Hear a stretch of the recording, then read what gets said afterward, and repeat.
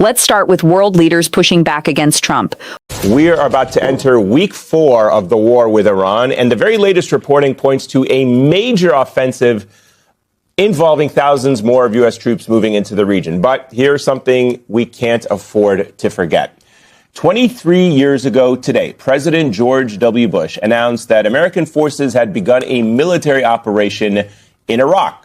The former president vowed to destroy Iraqi weapons of mass destruction through a, quote, broad and concerted campaign. But when airstrikes failed, U.S. troops found themselves part of a ground invasion and eventually a brutal, nearly decade-long occupation. Now, fast forward to today and our current war with Iran. Just hours ago, Donald Trump said he was considering winding down U.S. military operations, but he also fiercely rejected the idea of a ceasefire. Furious world leaders are now pushing back against Donald Trump, and they are warning him with a different kind of power, asymmetric warfare. As the Trump regime demands a $1 trillion defense budget, countries around the world are saying they can do more with far less by investing in drones, flexible weapon systems, and other asymmetric tactics they watched Iran use after the Trump regime and Netanyahu invaded Iran. Now let's see how Trump's foreign image is being challenged.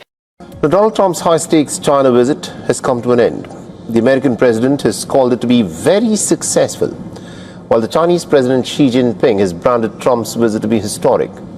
But beyond the warm words, there are fault lines that remain between the two superpowers. Now, leading up to Trump's China visit, everyone was, of course, looking forward to what would come out from the four fronts. That is trade, tech, Taiwan, and, crucially, Iran. What we are seeing right now is Donald Trump projecting total weakness after his disastrous trip to China. I will get to that in a moment, including what Xi Jinping is now doing to Trump's Undersecretary of War, Elbridge Colby, the same guy who tries to act tough while attacking Canada. While Trump had this embarrassing appearance in China, countries across the world are projecting strength and saying they do not need the United States.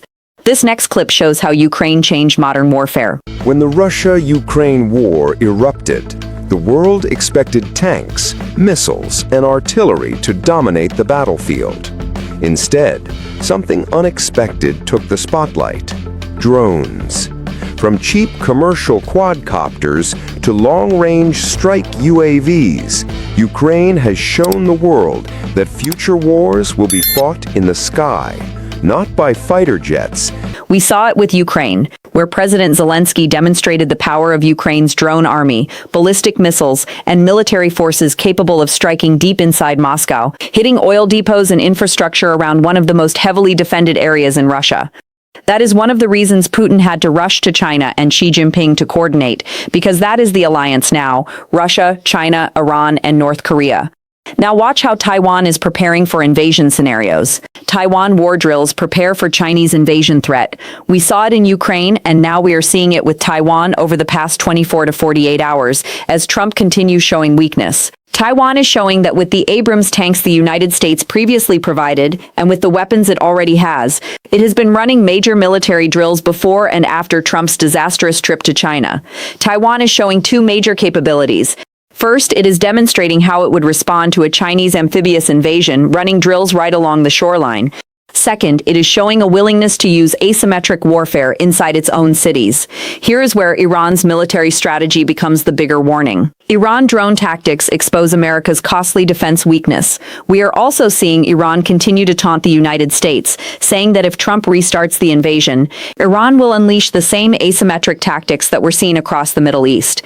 Iranian militia groups and proxy groups, whether in Iraq, Hezbollah, or the Houthis, have used the same kind of weapons Iran has relied on: FPV drones, Shahed drones, and other weapons that can be produced at a tiny fraction of what American systems cost. The Trump regime was using THAAD and Patriot systems that cost hundreds of millions of dollars, with individual missiles costing millions. Now let's see why Cuba is suddenly becoming the next flashpoint. Hook 6, Cuba invasion fears grow as drone claims explode. And that brings us to Cuba. You know about the U.S. blockade there. The Trump regime appears to be moving closer to an invasion of Cuba, and Cuba's leader Miguel Díaz-Canel Bermúdez is saying they understand exactly why the United States is targeting Raúl Castro, the 94-year-old former leader.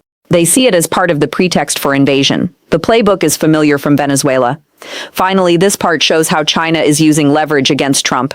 Hook 7. Xi Jinping pressures Trump over Taiwan Boeing, and China deals. Now, as I said at the beginning, I want to return to one of the leverage points China is using right now, because this deserves far more attention than it is getting. Elbridge Colby, the number 2 at the Defense Department, is directly under Hegseth. Earlier this week, he threatened Canada. But behind the scenes, Xi Jinping is now saying he will ban Elbridge Colby from entering China, and that China will not buy Boeing jets. China is saying it made no real deals with the United States. China wants clarification that the United States will not provide military weapons to Taiwan.